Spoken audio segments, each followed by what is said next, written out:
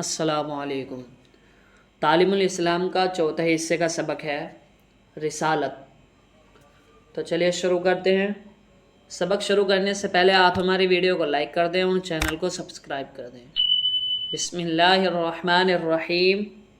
سوال قرآن مجید میں ہے وَإِن مِّنْ أُمَّةٍ إِلَّا خَلَا فِيهَا نَذِيرٌ، یعنی کوئی قوم ایسی نہیں جس میں خدا کی طرف سے کوئی ڈرانے والا نہ آیا ہو، اور دوسری جگہ فرمایا ہے وَلِكُلِّ قَوْمٍ ہاد، یعنی ہر قوم کے لیے ہدایت کرنے والا بھیجا گیا ہے۔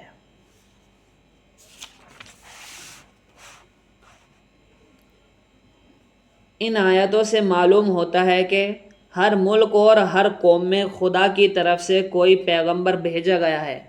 تو کیا ہندوستان میں بھی کوئی پیغمبر آئے تھے؟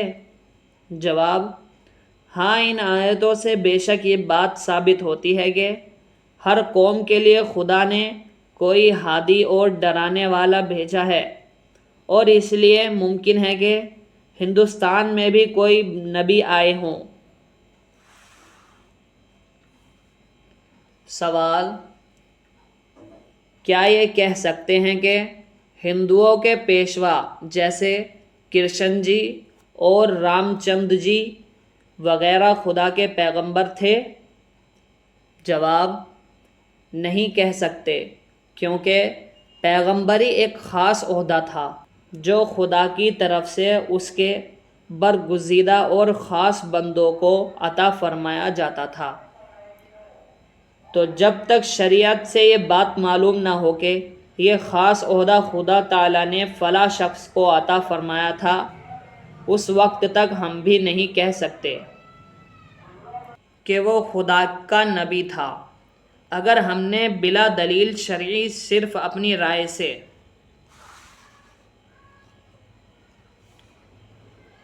کسی شخص کو پیغمبر سمجھ لیا اور فی الواقع وہ پیغمبر نہیں تھا، خدا تعالیٰ کے حضور میں ہم اس سے غلط عقیدے کا مواخذہ ہوگا۔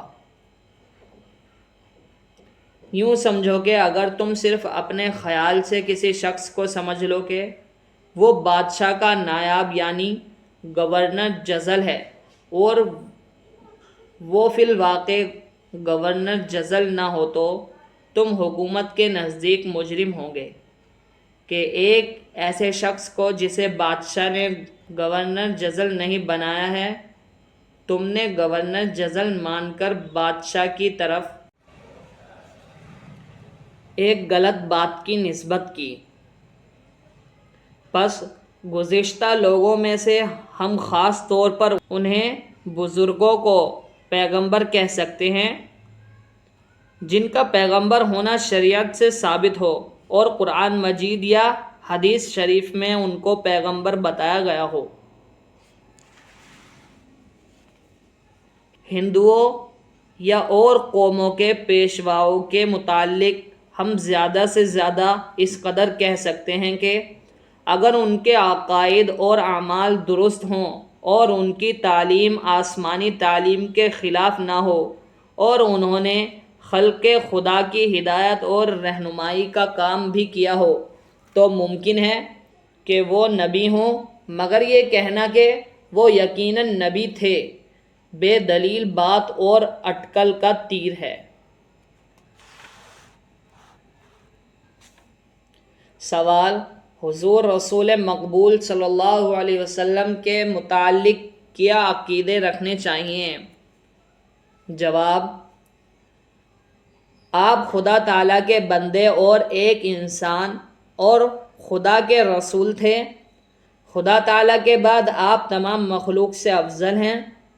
آپ گناہوں سے معصوم ہیں۔ آپ پر خدا تعالیٰ نے قرآن مجید نازل فرمایا۔ آپ کو شب معراج میں خدا تعالیٰ نے آسمانوں پر بلایا اور جنت، دوزخ وغیرہ کی سیر کرائی۔ آپ نے خدا تعالیٰ کے حکم سے بہت سے معجزے دکھائے۔ آپ خدا تعالیٰ کی بہت زیادہ عبادت اور بندگی کرتے تھے۔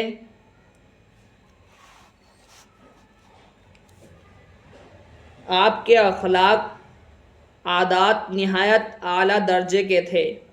آپ کو خدا تعالیٰ نے بہت سی گزشتہ اور آئندہ باتوں کا علم عطا فرمایا تھا، جن کی آپ نے اپنی امت کو خبر دی۔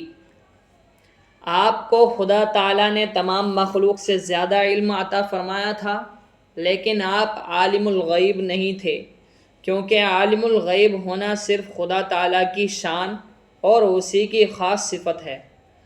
آپ خاتم النبیین ہیں کہ آپ کے بعد کوئی نیا نبی نہیں ہوگا۔